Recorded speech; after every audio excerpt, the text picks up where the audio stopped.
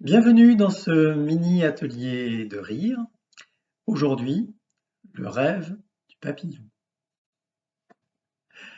Alors c'est un petit conte taoïste écrit par Chuang Tzu. Chuang Tzu, c'est un des deux fondateurs du taoïsme avec Lao Tzu.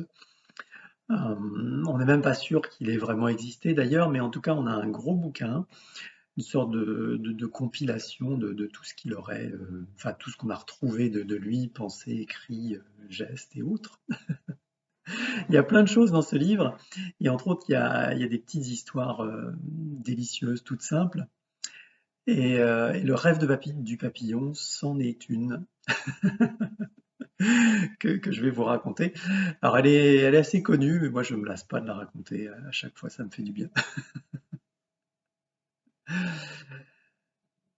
Alors, c'est l'histoire de Chuang Tzu qui est dans un magnifique jardin par un bel après-midi et qui se promène comme ça et il s'émerveille du spectacle de la nature, des fleurs, des plantes, des arbres, des oiseaux, enfin tout est beau. Donc il est là juste à flâner dans ce jardin.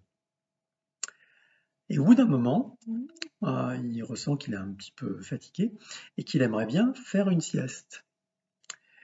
Alors il va s'allonger au pied d'un grand arbre et il s'endort paisiblement. Et là, il se met à rêver qu'il est un papillon, un beau papillon coloré, qui vole dans ce même jardin, qui va de fleur en fleur, qui se nourrit et qui lui aussi s'émerveille de la nature, de tous ses bienfaits. Euh, il est là à voler partout, il est joyeux ce papillon, la vie est belle pour le papillon. Et au bout d'un moment, ce papillon, à force de voler, se fatigue à son tour et va se poser sur une branche et s'endort.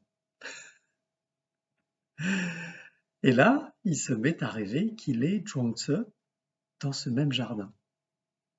Et à ce moment-là, Chuang Tzu se réveille.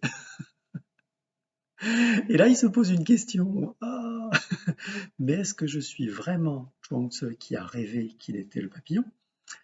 Ou est-ce que je suis le papillon qui rêve qu'il est Chuang Tzu? Ah, génial comme histoire, c'est tout simple. Et en même temps, ça pose une question, plein de questions de fond, entre autres le sens de ce qu'on appelle la réalité, hein. Ça, c'est une question fondamentale de l'humanité qui a été reprise par plein de grands penseurs, de philosophes. Mais là, on fait juste la poser de façon légère, comme ça. J'adore.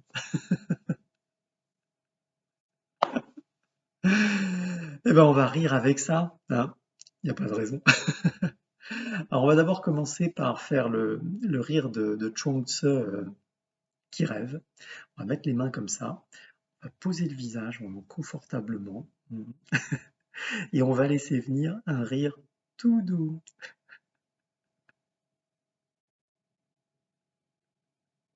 On peut même fermer les yeux si on veut.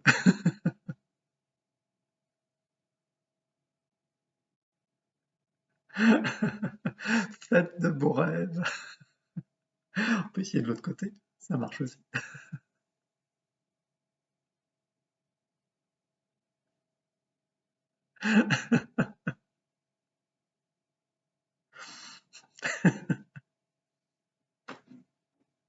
Génial. Et le rire du papillon maintenant, alors façon langue des signes, donc on croise les pouces comme ça, hop, et on bat des ailes.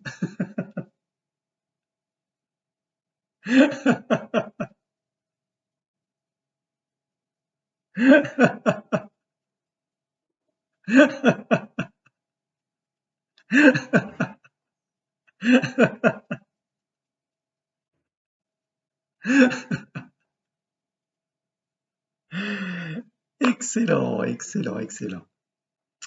Alors, qui sommes-nous réellement? Chante le papillon, les deux.